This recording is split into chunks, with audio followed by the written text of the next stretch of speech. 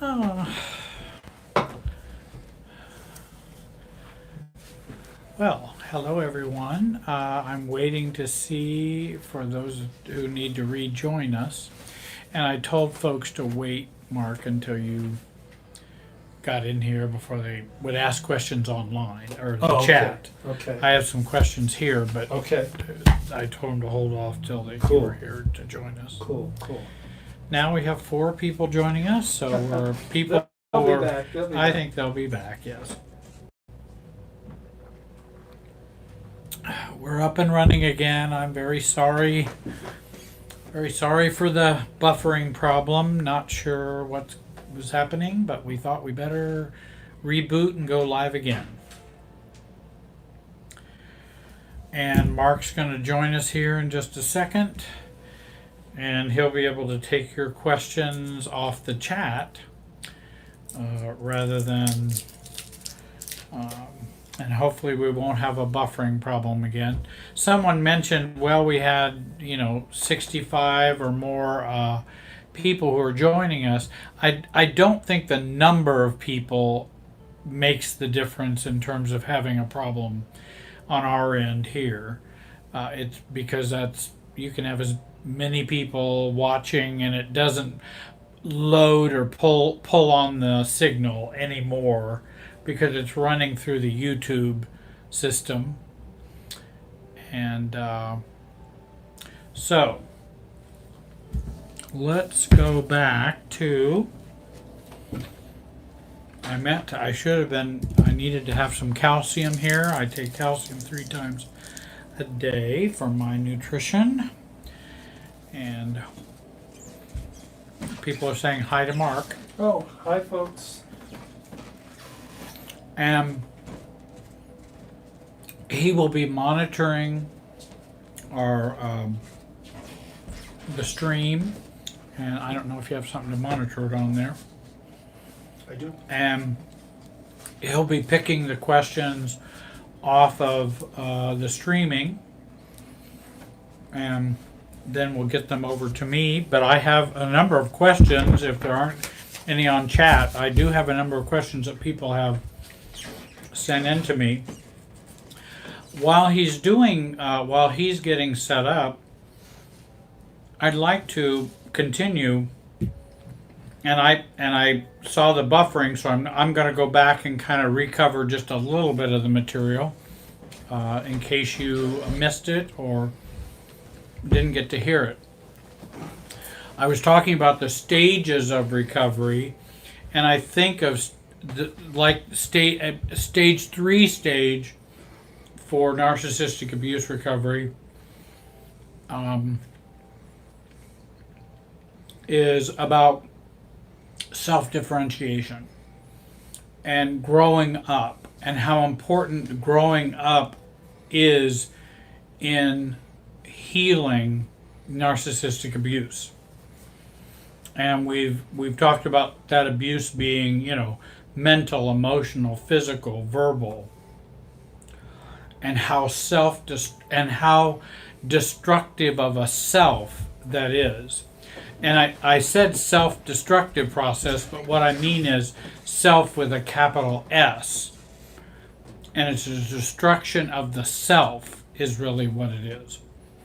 And it literally damages our self. And I call it self-stealing. Others call it self-shattering.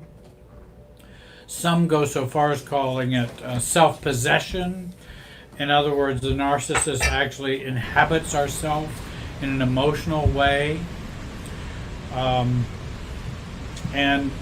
evil can appear to go this far, to enmesh with our emotional field and enmesh with who we are as people.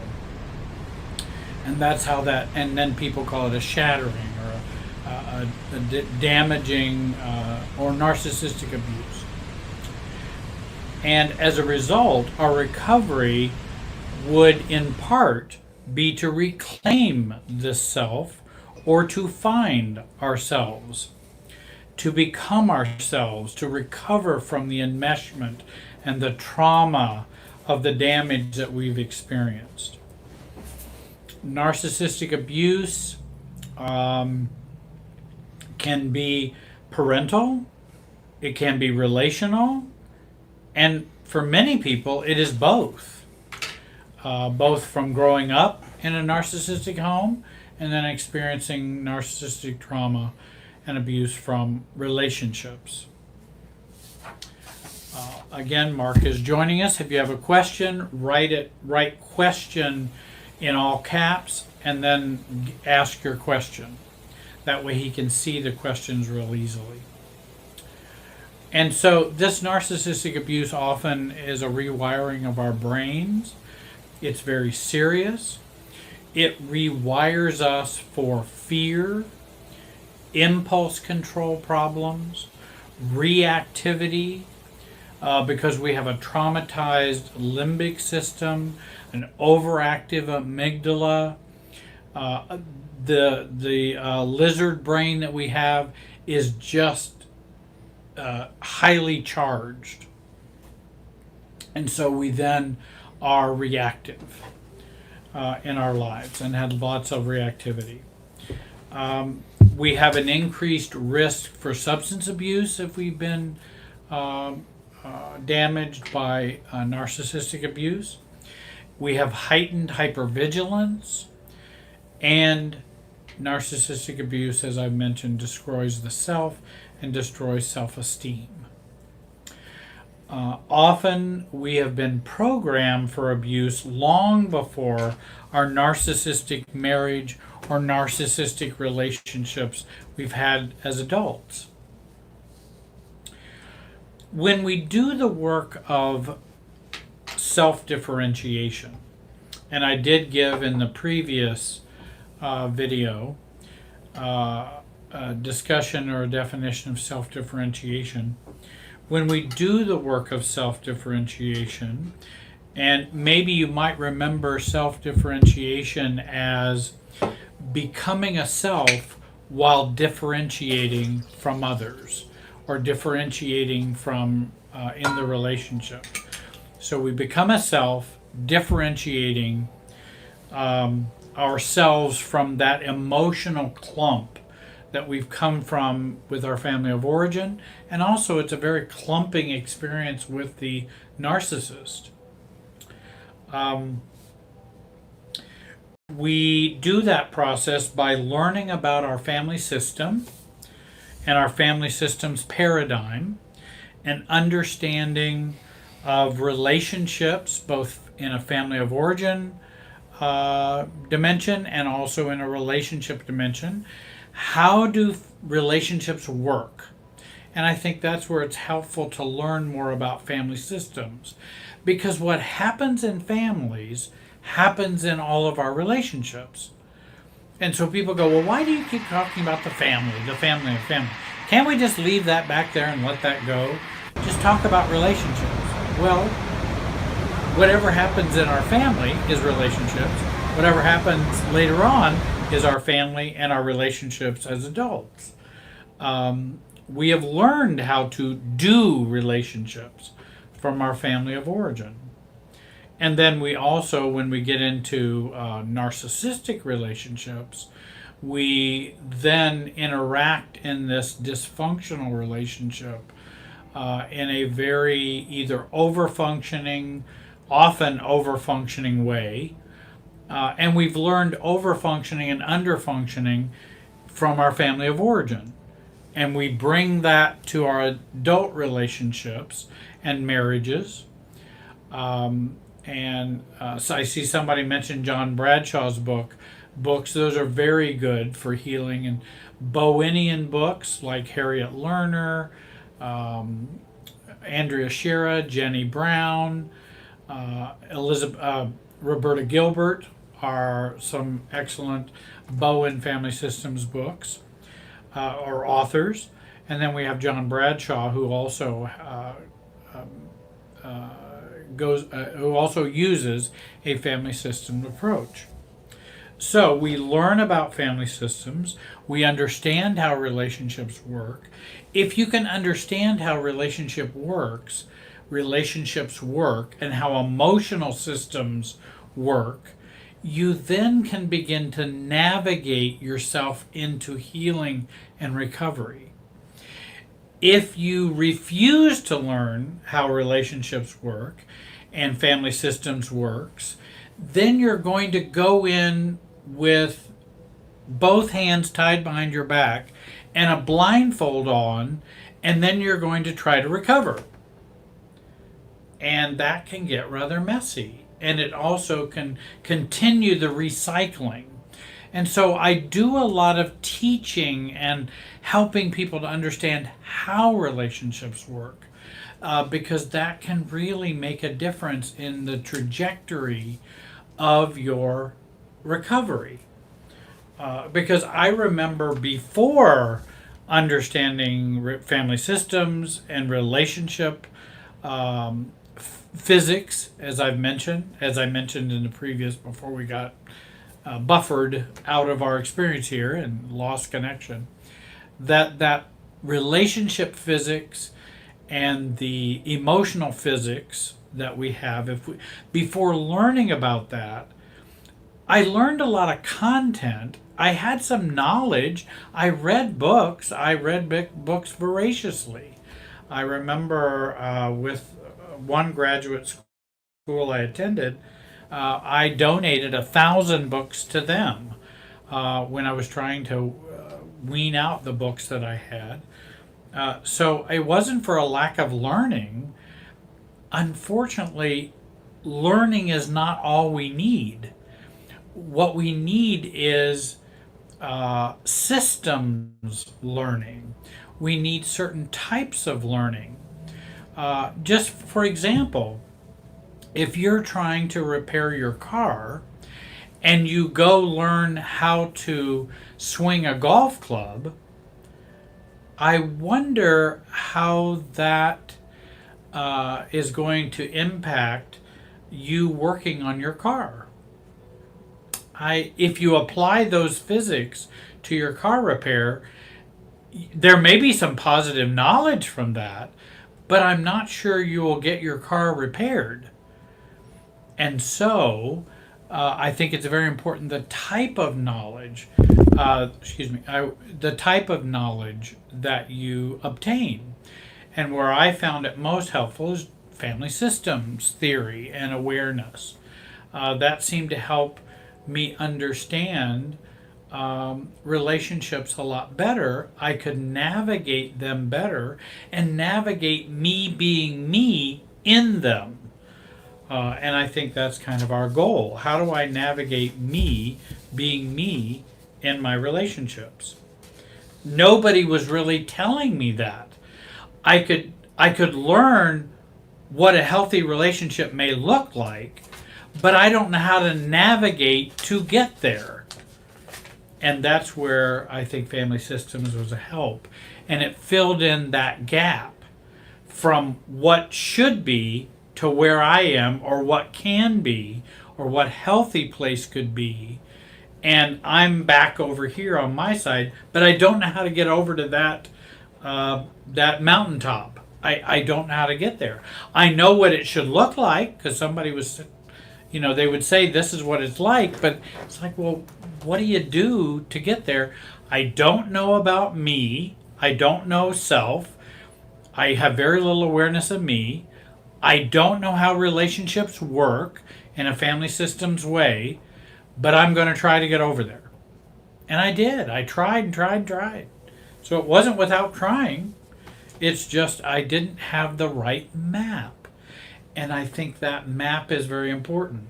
By the way, we're all born with a map, and we all develop a map as we grow up. I just think for so many of us, it's a faulty map. And that faulty map will get us going in circles. It will get us recycling. It'll get us doing the same things over and over without much clarity. And so that's where I think self-differentiation work, family systems knowledge can be a big help in creating a new map for ourselves. The rewiring of our brain, I mentioned. Doing the work of self-differentiation. it involves the work to grow up emotionally. Well, how do you grow up emotionally? And I'd ask people and they'd say, well, just be yourself. Well, just do this. Well, okay. I don't feel very grown up. I'm not even sure I understand my immaturity. And if I don't understand my immaturity, I'm not sure how I can understand moving towards maturity. And maturity is really important in relationships because the more we grow up, the better relationships we have with others who are attracted to us and we are attracted to them. That growing up is very important and a very important work. Another part of self-differentiation work is working the work to grieve and to let go of, and if we're talking about narcissistic abuse, to let go of the narcissistic abuse and the narcissist that is within us. I don't mean you are a narcissist. I'm saying the narcissist that we have invited inside of us. And so we do an exorcism, so to speak, of our past because we want to let go of and to let go of the narcissistic abuse we have experienced. Just like if we were abused, let's say we have been abused sexually or we have been raped. We want to get the sexual abuse out of us. We want to get the sexual abuser out of us. It doesn't change that we had that experience. Of course, that doesn't change. History remains history, and reality of what's happened is reality. But we want to get that out of us. And no different than parents or family of origin. How do I get the family of origin out of me? That's what my goal is. Not that I can ever live like it never happened. Of course it happened. Whatever happened when we were growing up. Now we want to let go of that experience. And that's a part of self-differentiation. We learn to separate our feeling system from our thinking system. That's another process of self-differentiation. Learning to differentiate between those two. We don't just think feel, and we don't just feel think. What we want to do is separate those systems. And if we're trying to separate those systems within us, because generally the more immature we are, the more abused we are, the more damaged we are, the closer we experience thinking and feeling systems. They become enmeshed with each other. Our thinking and feeling system become enmeshed. And as we grow up, we want to have some more detachment or separateness between those, so that we have thinking and we have feeling. How many times, and I've certainly done this, I did this for many, many years. People would say, Jerry, what are you feeling? Well, I think that was really bad what happened. Is that a feeling or is that a thought? To me, they're one and the same. But actually it's a thought. And now I want to discover, what do I feel when I have that thought? So I can begin to separate those systems out and give a language to my pain, and not just mental, not just make it a cranial experience, a thinking experience. I want to know what my feelings are. I want to know what my thoughts are. Because the more we mature, the more we become self-differentiated, the more we can differentiate between our feelings and our thoughts. And they don't just operate together where we just have reactivity. And that tends to be where our reactivity exists when those two systems are blended or are existing too close together. We, as we self-differentiate, we want to recognize and detach from enmeshed relationships. And that, when I say enmeshment or de-enmeshment, I don't necessarily mean cut off. I don't necessarily mean hate somebody. I don't necessarily be mad at somebody. I'm talking about separating and detaching inside. And that's not an easy work, but it's an important one. The wonderful thing about doing detachment work, if you can detach a small amount, it can have an incredible impact on your life. Even a small amount of detachment. We want to learn to cease to blame others and take full responsibility for our thinking, feelings, and our behavior. And that we let go of the need to blame others. And again, we usually blame others when we don't want to look at our responses, what parts we played in the dysfunctional pattern and in the dysfunctional relationship. And I'm not excusing anybody's bad behavior and how they treated you. I'm not excusing that at all. I'm just saying that oftentimes we blame so we don't have to look at our part in the system. And that can be more healing if we can look at our part in the system rather than blaming them for their part. We are more likely to heal and recover if we look at our part. We also want to recalibrate the navigational gyroscope of our lives and start to practice life while balancing the togetherness and separateness force.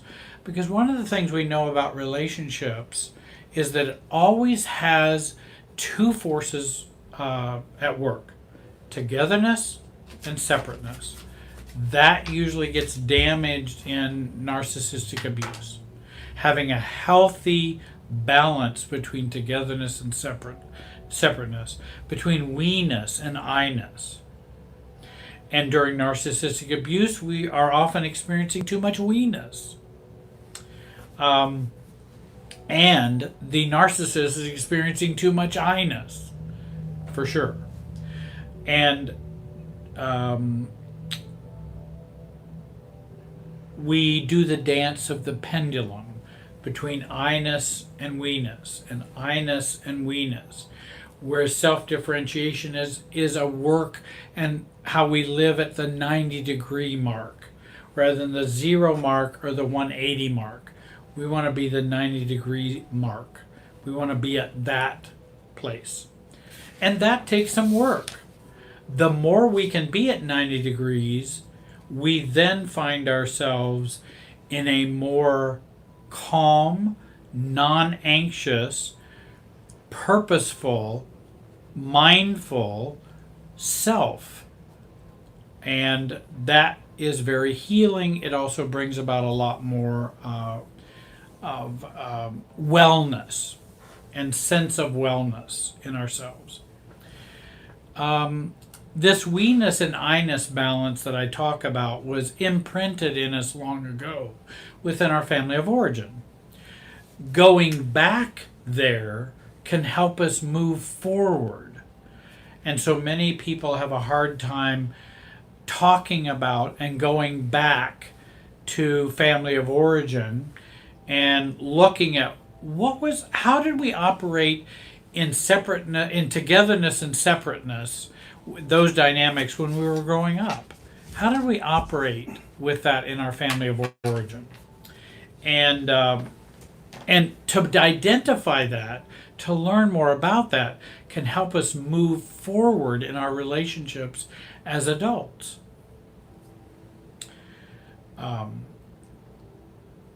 And to move away from narcissistic abuse and the effects of it will often require going back to move forward. Let's see, this self-differentiation work is about reducing our anxiety level and the chronic anxiety that has been built into our lizard brain, where we are often reactive and anxious and hypervigilant, and we want to work on reducing that anxiety. And one author said, calmness is everything. If you can stay calm, you can do almost anything. If you can stay calm, staying calm is an important part of recovery. And you know how difficult that can be, especially if we've been traumatized, abused. But it is an important work to work on calmness and reducing anxiety for ourselves. Self is yourself. Having a self is the antidote to narcissism. We want to resolve that our self has a right to exist. We want to resolve that we have the self's right to be wrong and imperfect, which is a part of self-acceptance, and the belief that self-love is not a hindrance to loving others. Self-love is a way to love others. It's not a hindrance to loving others. And self-differentiation is the road less traveled. Healing our wounds, expelling our what has gotten inside of us in our emotional field. And that's really what I mean by expelling or letting go of our family. They have become enmeshed in us and in our emotional field, in our limbic system. Letting go of that and doing that work and understanding the upsides and the downsides of letting go of our family of origin can help us tremendously in our recovery. We heal the wounds, expel the abuse, and we love and lift our own self. And that takes a lot of courage. That's not easy to do. And it's good to have a guide to help you do that. And I would recommend a good therapist, a good coach who can help you and guide you in that process. And that's one of the works that I do with folks. There are a few questions, many questions I have. This is a good one. And I think this was a question that was even sent to me sooner. What is the proper response to emotional cutoff? And that's a really good question. And again, you'll find that if you work with me and if you work with someone who works in family systems or self-differentiation, that they will analyze the question more than the answer. Because the answers are in the question rather than the answer to the question. So what's the proper response to emotional cutoff? And I would say no response at all. I assume Cynthia, this comes from Cynthia, and I'm not criticizing you or making fun of the question. I understand how difficult that can be when someone cuts off from me. But when I think of someone, and I assume you mean someone cutting off from you, if they cut off from you, what should we do? Well, there again, we're already kind of enmeshed if we have to figure out what to do.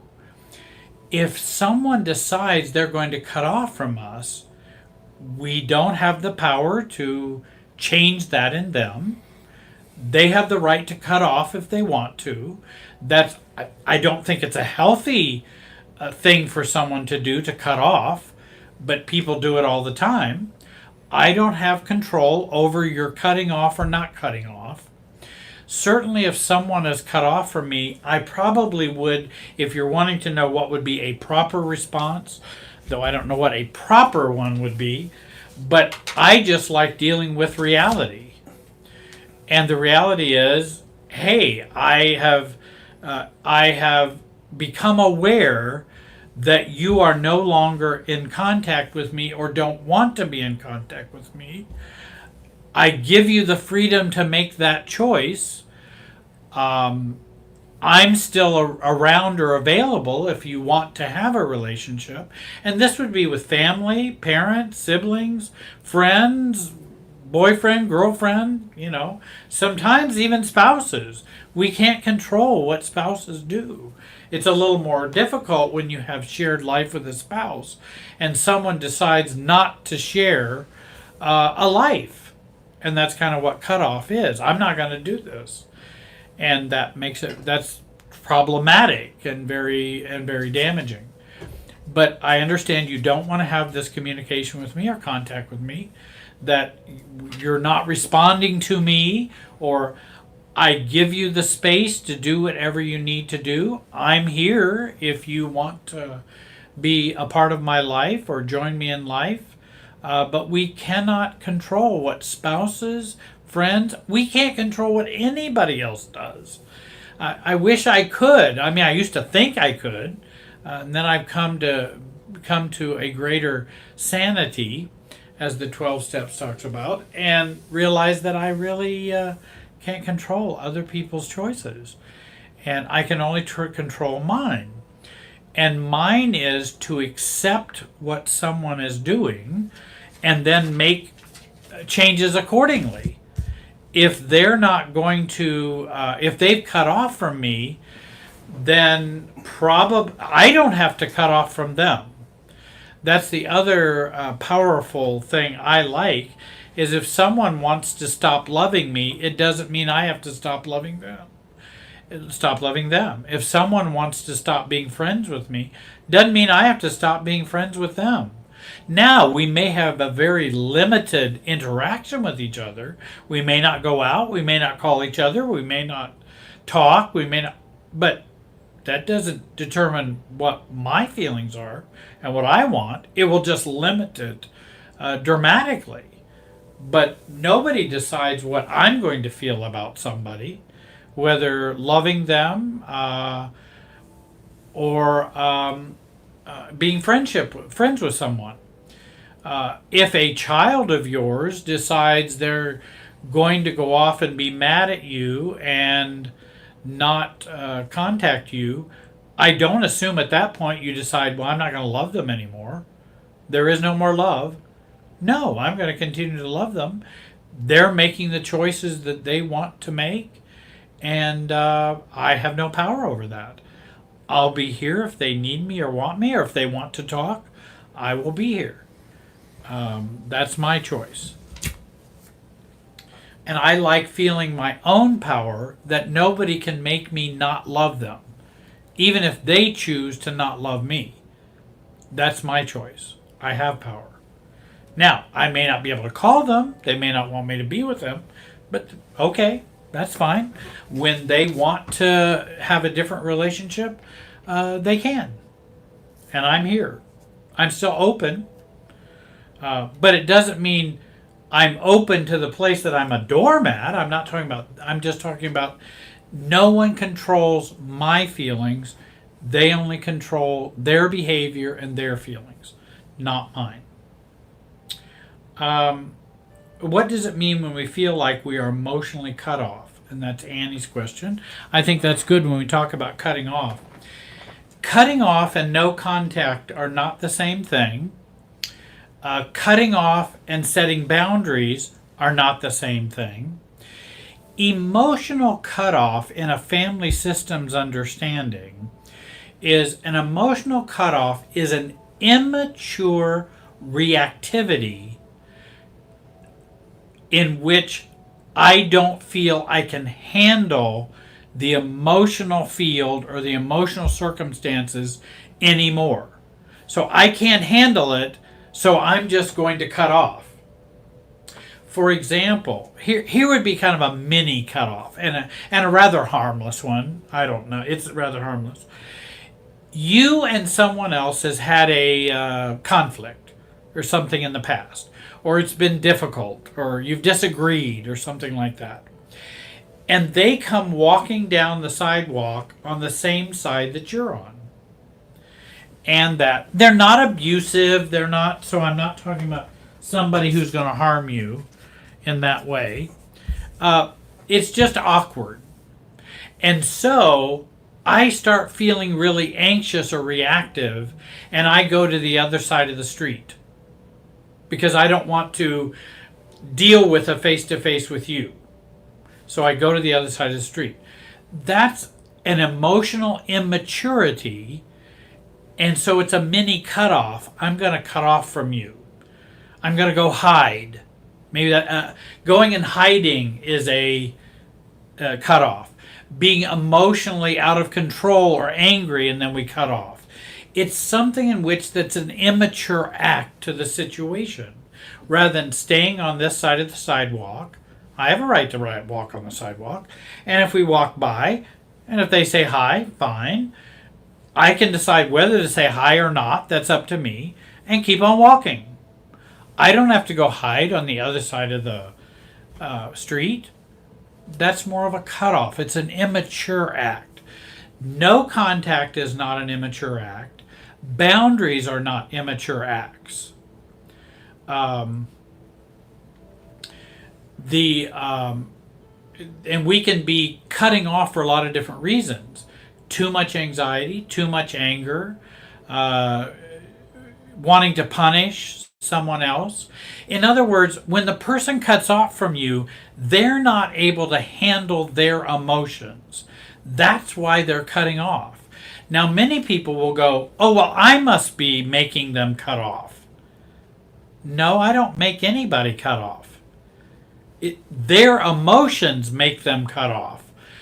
If I do something they don't like or something they always can talk to me about it. But if their emotions are out of control or they're not mature, then they're going to have to cut off.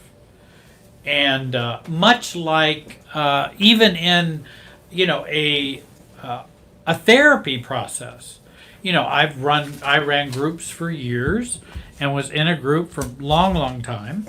And when someone got confronted in the group and they didn't like it, what do you think can happen? They can't handle their emotions. They're not mature enough to go and talk to the group about how they felt and what was going on and resolving that. And so they hightail it out of there and they cut off from the group, which doesn't harm the group emotionally except for the grief work, or they're no longer there. But it actually, cut off harms the person who cuts off, not the person they're being cut off from. It doesn't harm me emotionally. Now, I may feel sad. I'm not saying there might not be normal human emotions, but it won't harm me in terms of my maturity or my sense of self. I'll just be going, well, that's really sad that they were so mad at me they can't come and talk to me about it. I can't make them come and talk to me. If they came and talked to me, I might go, hey, I apologize. It was my fault. Please forgive me. I have no trouble owning my own behavior. But they don't feel safe enough to do that, and so they must cut off.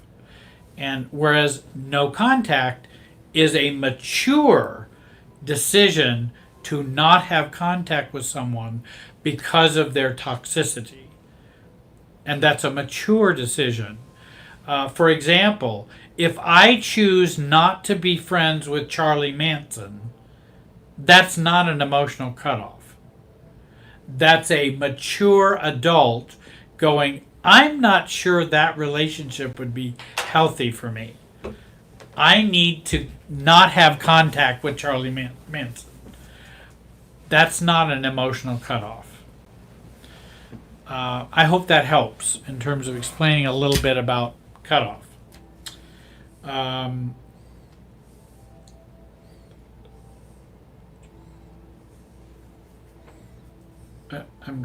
Budcat, what is the threat is existential. What if the threat is existential?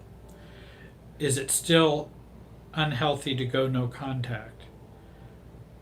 What if the threat is existential? Well, I'm not sure. I know what existential means, but I'm not sure what an existential threat. Is that just, we're kind of folding together philosophical terms with psychological terms. Is the threat perceived by the person but not real? and I'm not sure. Is it still unhealthy to go no contact? I believe an adult would go no contact, like I had said before, if the experience is truly unhealthy or toxic. If it is perceived and it's distorted, then we need to get some help, or we can run that by guides or therapists or coaches who can help us assess, is this an immature decision or is this a mature decision? Because I all the time am working with people, helping them decide, does this difficult relationship require more self-differentiation or does it require no contact? And I think sometimes we don't always get that right, because we may need more self-differentiation, not cutoff, or not no contact. No contact. And in fact, I think a lot of people have chosen no contact for cutoff reasons or immature reasons. Now, I think there are many people who should have no contact because they shouldn't have. It's a healthy decision. But there are a lot of people who have no contact, and it's for immature reasons because they can't handle being an adult in that difficult relationship and standing up for themselves and being themselves, and also having more neutrality with the other person. And again, I don't need to cut off from a schizophrenic, someone who has schizophrenic disorder, unless they're abusive or physically dangerous. What I will do is I will then recognize that they are schizophrenic. Whatever they say, I don't take personally. So I don't need to cut off if they say, Jerry, every time I see you, I just always think you're too fat. Well, if they're schizophrenic, I kind of go, okay, I got you. It doesn't mean anything to me because I know your thought process is not a good thought process. And so I'm not going to need to cut off from you. I'm just going to ignore the comments, And now I wonder what kind of relationship I can have with them, but I'm not going to do it for cut off reasons. I hope, Budcat, that helped a little bit. I was still a little unclear about the question and the existential part.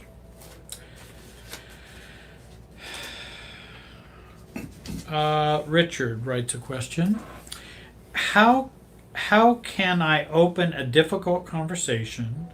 I've tried to be calm and non-blaming, but it goes from 0 to 60 right away with this person. I hear that all the time. Well, there's only one way to open a difficult conversation with another person, and that's to open it. There's no magical way to open a difficult conversation with someone. I mean, you can say, hey, you can set it up and go, hey, I think this might be a tough conversation for the both of us, but I'd like to share this. Now, if that person typically goes from 0 to 60, you don't have any control over that. You can't control their 0 to 60. And I don't care how many ways you say it or do it, if you're sincere and if you're remaining calm, you can't control any more than that. Now, if I start the conversation in a reactive way and not being calm and say, hey, dummy, I want to talk to you about this difficult conversation, that's probably not going to be helpful in keeping the anxiety down. I can only keep my anxiety down. I can't keep someone else's anxiety down. My job is to keep my anxiety down. If they go from 0 to 60, then I want to go, this topic really does, I can tell, upset you considerably. I don't know why, I feel helpless to make it better in terms of this conversation. And if we're having a hard time with this conversation, maybe we should wait till another time to talk about this. Maybe we should wait and talk about this at a different time. Or maybe we need a third party to help us talk about this. I'm just not sure, but I'm not sure what the right formula is. And of course, thinking out loud, not necessarily saying it to them. I'm not sure how I can control 0 to 60. I might more tend to think about, goodness, if I can't talk to someone without going from 0 to 60, then, they may need some lithium. They may need something to help them to keep them calm. And there's no amount of words or nice way to say it that I can accomplish keeping them at a 0. I wish I could. If I could do that, I'd do that all the time. But I can't control somebody's 0 to 60. And so I have to be willing to go in there, have the difficult conversation. They'll have to decide how they're going to behave. And if they will not be cooperating with me or want to cooperate in the conversation, can't make them, I'll have to make my own decisions about, if I say, can I return this couch to you because I borrowed it from you, I want to return it to you, and they get mad and go to a 60, well, then I won't know how to return the couch to you.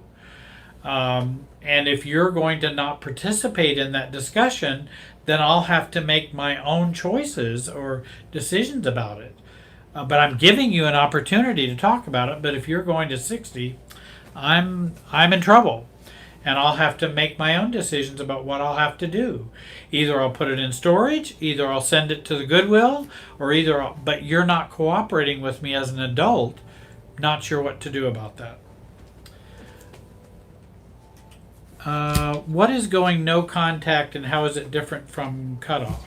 And that I was trying to kind of go there, that cutoff is an immature, I can't handle my emotions reaction to something or an emotional system. No contact is I can fully handle my emotions, I'm calm, I'm using my thinking and feeling process, and I'm evaluating that this relationship is not going to be healthy, it's going to be toxic, I need to remove myself from it. That's an adult response to a relationship. No cutoff is a cutoff is an immature response. If you,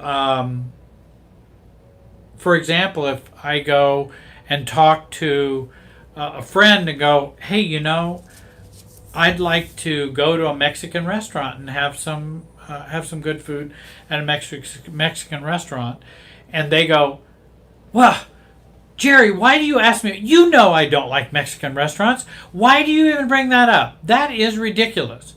I'm not going to go with you tonight at all. And in fact, don't even call me back. Now, is that no contact on their part, or is that an emotional cutoff? Again, it's an immature response. They're cutting off from me. It damages them. It confuses me, but it damages them and their sense of self. They're revisiting and reacting as an immature child. And that's unfortunate. And I'm going to go, I don't know. I ask them if they want to go to Mexico. If they don't, maybe I forgot that they didn't like Mexican restaurants. They could have easily reminded me, said, no, I'd rather go to Chinese. Oh, okay, well, we can work that out. Or maybe I shouldn't go with you tonight if I want to go to a Mexican restaurant. But they become emotionally reactive. Again, cutoff is emotionally reactive. No contact is not. It's a thoughtful adult choice, not emotional reactivity.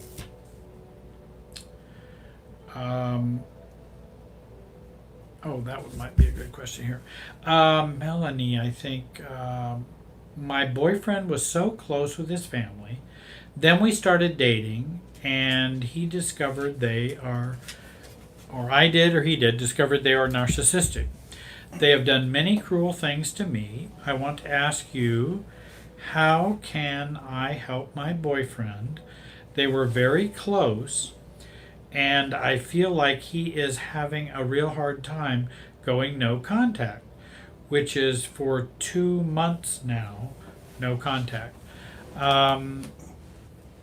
And they were very hurtful and all of that. The it When you talk about parent and child, and when you talk about relationships, that it can be very difficult to go no contact or to let go of family members. That is very difficult. And with a boyfriend like you have, I can understand them having a hard time going no contact, because they often have grief issues. Many times folks don't want to see their parents in stark relief. They don't want to see their parents as they truly are. That's a very scary thing to do, because you might discover your parents didn't love you and don't have a capacity to. That's kind of radical. That's kind of radical for someone to say that, well, parents always love their children. No, they don't.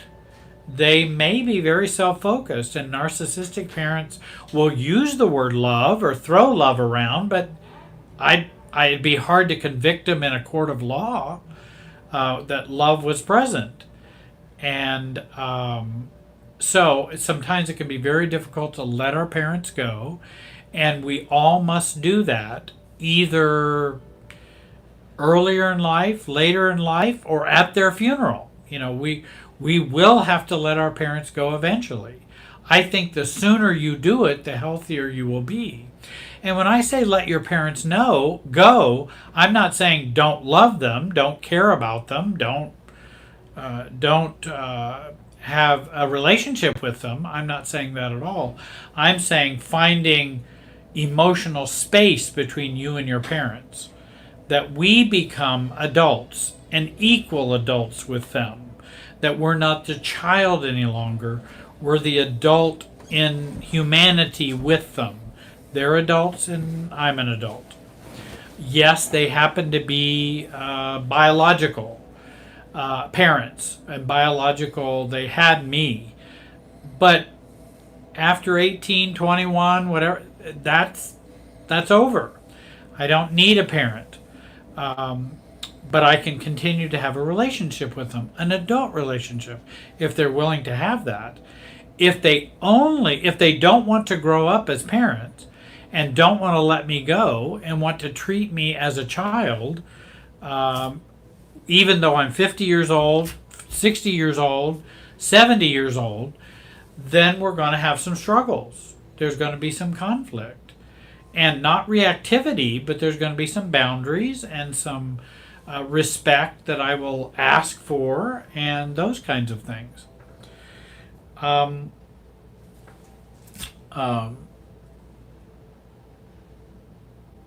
see here. Which category of emotional whatever no comment would you place the behavior of self-abandonment or other category? Well, Tia writes, which category, emotional cutoff or no contact, would place the behavior of self-abandonment or other category? I think oftentimes when we self-abandon, when we abandon ourselves, we're going to get into emotional cutoff, because no contact is a self-loving, self-caring act. It's non-self-abandoning, whereas emotional cutoff tends to be more self-abandoning. I hope that helps, Tia. Heather writes an interesting question. This may be hard, but it might be a helpful one. What is the first step of internally cutting the tie with a narcissist? The exorcism, as you put it. And I think that's a very good question. And I think some of the first steps that I do with clients is for them to see the narcissist clearly. Reading the Fjellstead books, Healing from a Narcissistic Relationship, Stop Caretaking the Borderline and Narcissist, excellent books by Fjellstead, F-J-E-L-S-T-A-D, I think. Excellent. She's a marriage and family therapist and works with narcissistic abuse recovery. And so seeing the narcissist in stark relief, then also hearing the story about the abuse, telling the story, writing letters to process about how you feel about what has happened, so that you can get a real clear hold of it. And also you're able to express it. And I believe that when we can put our abuse in story form, we can begin to get control over it and also begin to let it go. If we can put that into story form and talk about feelings and putting those in words. And then also, what are the keepsakes? Keepsakes. Well, there can be lots of different keepsakes.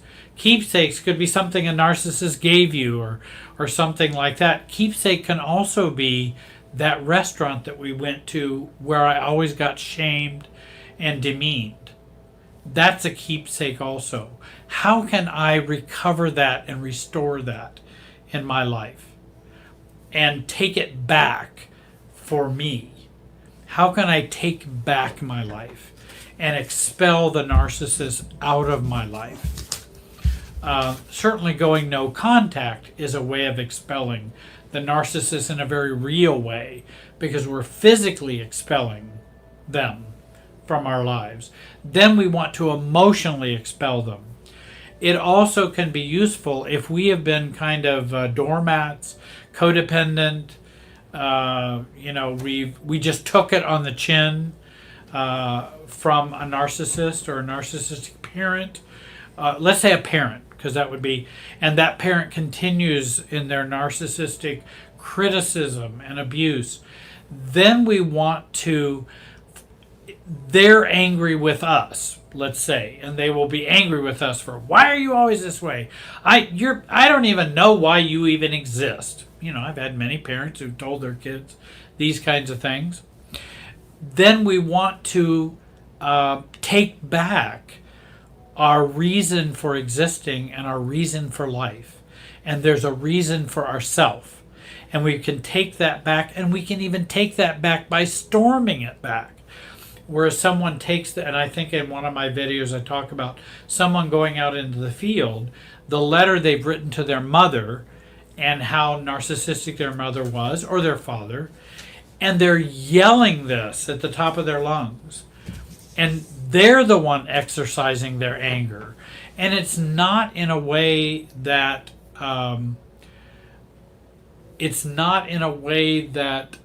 is harming or damaging to anyone. It's a way of finding our own empowerment and anger about the situation that occurred. And that's a part of the expelling process.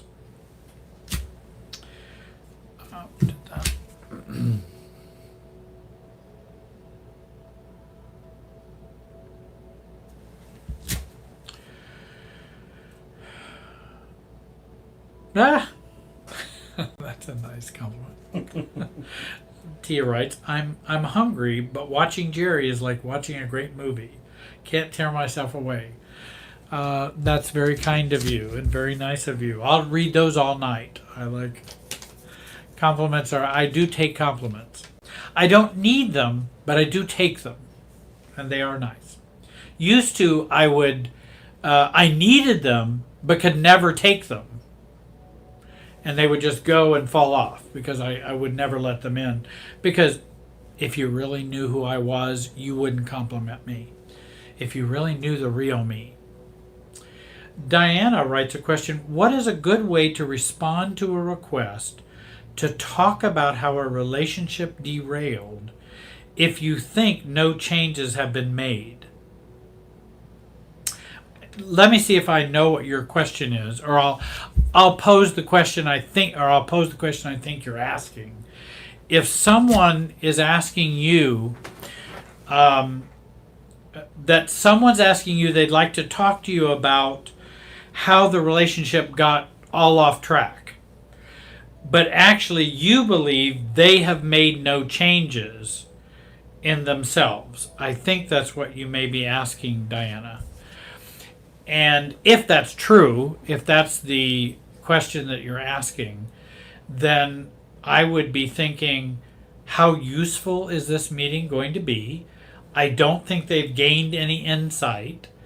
And I have a lot of clients who have siblings, parents, all kind of people going, well, we just need to get together and talk. Now, this is narcissistic siblings. We just need to get together to talk and find out why you're so distant from us. They haven't changed a bit. The family hasn't changed a bit. They just want to draw you back in again. And that's kind of the baiting that we have from narcissists, or what I call the Lucy football technique, which is where they say, come on, Charlie Brown, here's the football. I'm going to hold it for you while you come and kick it. And then you go to kick the football, and Charlie Brown goes to kick the football. She pulls the football away, and then you kick it and fall. That's often, if it's that kind of request for a meeting, I don't want to take the bait. And if I truly believe there's been no changes on their part, and I'm not sure what going over that ground is going to do to help, then, I'm not sure I want to go kick the football. And I may say, and I've told clients or suggested they may want to have a boundary in saying, I'm just not open for that right now. That's really not, I don't have plans to do that at this point. I don't know when I might want to do that, but at this point I'd rather not get together and talk about how the relationship got derailed. Part of why I say that, and I say that with confidence, is this. If they knew what and here again, the truth and the importance is all in the question. If they knew what derailed the relationship, and if they took responsibility for their part of it, they wouldn't be asking me this question in the first place about, can we get together and talk about how it got derailed? If you already knew, you wouldn't be asking that question. So that tells me you don't know. We're just going to come and jaw about it, and you're not going to be any different. And nothing's going to change. So I'm not really wanting to do that. Just like the narcissistic siblings ask their adult sister, hey, we need to get together and find out why you're not happy joining in the family with these things.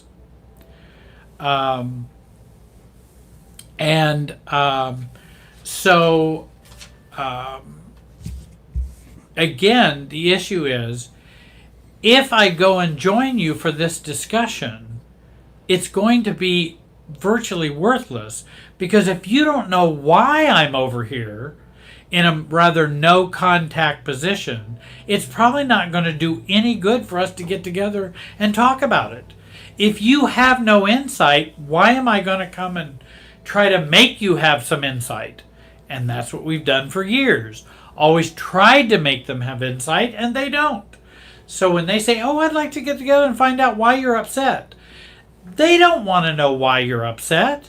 The only reason they want to know is to use the information in their same old narcissistic way And they'd like you to, and the second reason often is because they would like you to change back.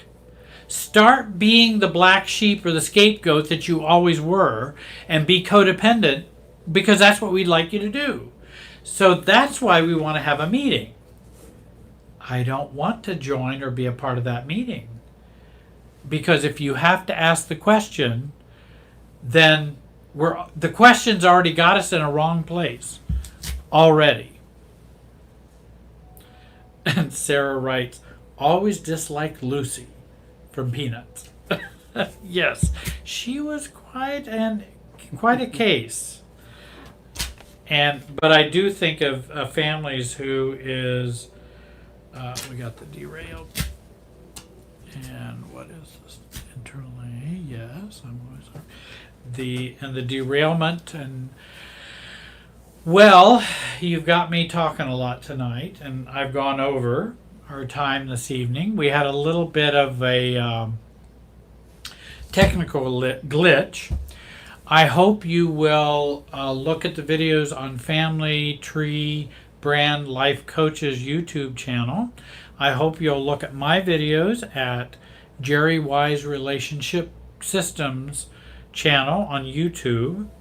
I hope today was a help for you. Though